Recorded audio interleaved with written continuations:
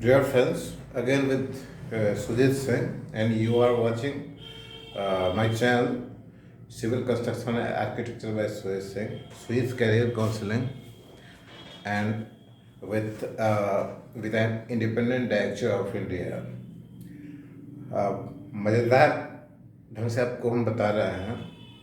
पिछले बार हमने पढ़ा प्रोजेक्ट को प्लान करना है, तो एक प्रोजेक्ट जहाँ काम होता है cash to goods, goods to cash होता है, एक प्लानिंग उसके लिए होता है, और एक प्लानिंग जो उस चीज़ को देख रेख करता है, डेट इज आर्टिफिशियल कंपनी, उसके लिए एक प्लानिंग होता है। दोनों जगह प्लानिंग को मीट करने के लिए शेड्यूल बनाता है, कौन सा एक्टिविटी करना है और कैसे उस चीज़ को मीट करना है। ठीक है, तो प्रोजेक्ट से रिलेटेड शेड्यूल बाद में देखेंगे। करीब करीब 15 शेड्यूल होता है, ऊपर नीचे हो सकता है, लेकिन कंपनी से रिलेटेड शेड्यूल अभी देख रहे हैं, जिसमें मैंने आपको पहले बताया कि कंपनी से रिलेटेड शेड्यूल 7 शेड्यूल है, गवर्नमेंट ऑफ इंडिया के द्वारा फिक्स किया हुआ है। हम लोग या आप बढ़ा घटा नहीं सकते हैं, जबकि प्रोजेक्ट का शेड्यूल हम लोग बढ़ा घटा सकते हैं।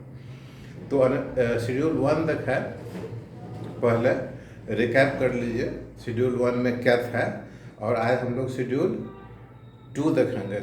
शेड्यूल 1 में क्या था, कंपनी फॉर्मेशन से रिलेटेड MOA और AOA था। ठीक है, शेड्यूल 2 में है depreciation. Depreciation, what is depreciation? किसी भी चीज़ को जब यूज़ करते हैं, है ना, बिल्डिंग यूज़ कर रहे हैं, गाड़ी यूज़ कर रहे हैं, या कोई भी चीज़ यूज़ कर रहे हैं, तो जो जिस प्राइस पर आपने परचेज किया है वो प्राइस आपको उस चीज़ का वैल्यू कम होता चला जाएगा। मतलब 100 रुपया कोई सामान आप खरीदा, कुछ दिन के बाद वो सामान का एक मार्केट प्राइस हो जाता है 60 रुपया।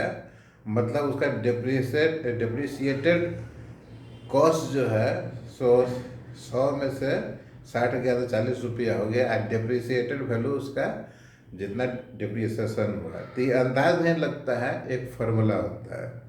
तो शेड्यूल 2 में आपको दिया गया है इसके बारे में, और 3 पैराग्राफ है, A, B और C। ठीक है, A में जो है सो डिप्रिसिएशन का डेफिनेशन है, और जो B है उसमें डिप्रिसिएशन और वैल्यू के बारे में प्लस उस गुड्स का लाइफ के बारे में लिखा गया है, और C बहुत इम्पोर्टेंट है।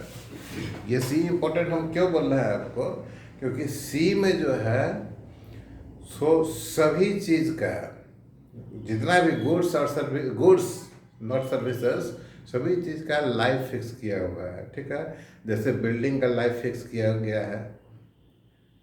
बिल्डिंग में भी 2 तरह का, इंडस्ट्रियल बिल्डिंग का लाइफ अलग है, इंडस्ट्रियल के अलावा जो दूसरा बिल्डिंग है उसका लाइफ अलग है। हर चीज़ का, हवाई जहाज का लाइफ है, फैक्ट्री का लाइफ है। कहने का मतलब यह है कि लाइफ फिक्स किया गया है, मतलब ईयर्स में। तो उस ईयर्स का हम कैलकुलेशन में, डिप्रिसिएशन कैलकुलेशन में यूज़ करते हैं। ठीक है, तो कहने का, अगर सोचिए किसी चीज़ का लाइफ अगर 15 साल है, ठीक है, तो उसका वैल्यू जो है सो धीरे धीरे घटते जाता है, परचेज वैल्यू जो है घटते जाता है, और डिप्रिसिएशन वैल्यू जो है सो बढ़ते चला जाता है। ठीक है, तो जब लाइफ उसका पूरा हो जाता है तो हो जाता है उसका वैल्यू 0 उसके बाद भी अगर यूज करते हैं तो बहुत बड़ी बात है। ठीक है, आपने देखा होगा ये सब चीज़ को यूज करता है गवर्नमेंट अलग अलग नॉर्म्स में। आज आपके व्हीकल का रजिस्ट्रेशन 15 साल के बाद ये होगा, तो 20 साल के बाद ये होगा, तो रजिस्ट्रेशन नहीं होगा। मतलब अगर व्हीकल का डिप्रिसिएशन वैल्यू अगर 0 हो गया, मतलब उसका लाइफ ख़त्म हो गया है। ठीक है, तो उसमें जो C पैराग्राफ में जाके देखिए, आपका एक मोटर व्हीकल है, उसका लाइफ कितना होता है, मतलब उतना लाइफ हो गया, मतलब वो खत्म हो गया ना, गवर्नमेंट का नॉर्म्स में खत्म हो गया, तो फिर रजिस्ट्रेशन कैसे होगा। ठीक है, उसी तरह बिल्डिंग्स वगैरह का है, सिविल एस्टेट आपको बताया कि इंडस्ट्रियल बिल्डिंग अलग होता है, कमर्शियल यूटिलिटी बिल्डिंग अलग होता है। अगर किसी बिल्डिंग का लाइफ 30 ईयर्स डाल दी है ना, 30 ईयर्स सपोज कीजिए डाल दी है, गवर्नमेंट ही बोल रहा है कि 30 ईयर्स उसका लाइफ हो गया, तो after 30 years it should be abandoned और डिसमेंटल्ड।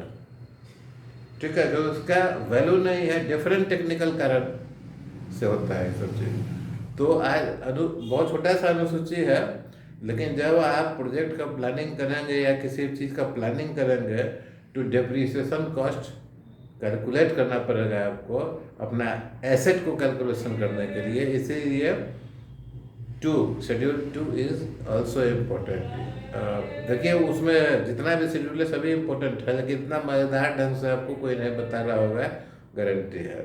एक चीज़ मैं भूल गया, मेरा जो चैनल है civil construction architecture by Sujit से, इंडिपेंडेंट डायरेक्टर्स के लिए अलग चैनल है हमारा, गूगल पर जाइएगा मिलेगा, सुजीत कैरियर काउंसलिंग। जो एस्पिरेंट हमारा इंजीनियरिंग का, मेडिकल का, सीए का, वो सॉरी सीए नहीं, आपको वैल्यूअर्स का, ये सभी चीज़ का जो है सो हमारे साथ कंसल्टेंसी लेने के लिए बात कर सकते हैं। प्रोजेक्ट मैनेजमेंट से रिलेटेड कोर्सेज के लिए हमसे बात कर सकते हैं। अगर प्रोफेशनल है, प्रोजेक्ट ओनर है, प्रोजेक्ट चला रहा है, तो बिलिंग, शेड्यूलिंग और प्लानिंग के लिए, ड्राइंग डिटेलिंग के लिए, क्लाइंट मीटिंग के लिए, साइट विजिट के लिए हमसे कांटेक्ट कर सकते हैं और आपको बेस्ट सर्विसेज मिलेगा, that is being insured by me. Thank you. आज के लिए इतना है। थैंक यू, धन्यवाद।